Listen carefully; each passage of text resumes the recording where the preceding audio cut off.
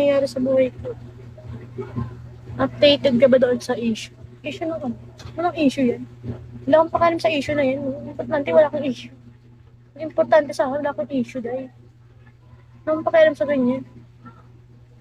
Sana kung ako yung may issue, tangin na yun. Eh, hindi naman ako yun eh.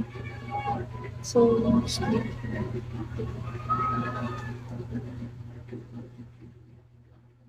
Well, out naman. Haba pa ng buhok ko. Ken, ano na? Di mo ako naririnig kanina eh. Nabingi ka na rin eh, no? Nakakabingi ba?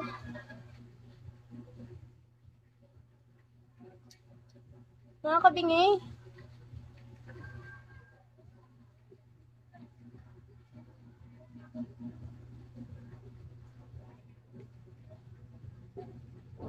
Puro ka ganyan. Bakit ba? Eh, na-stress ang buhok ko kanina eh. Anong gagawin mo? Na naman ganyan. Ha?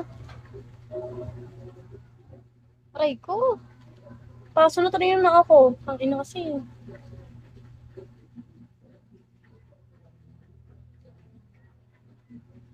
So, para plakado. Pag nagmamayday ako, nakaplansya yung buhok ko. Nakikikain lang. Kainin mo to. Kamao ko.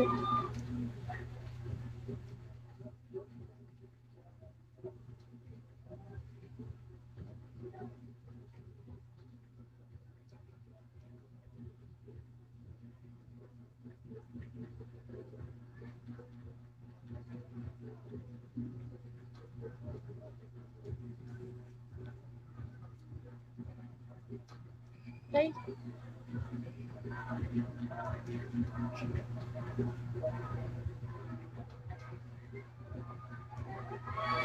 Lakado na ba?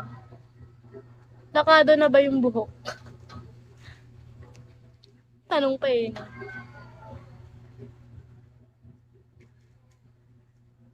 Pwede na pa stressin ulit. Ganun.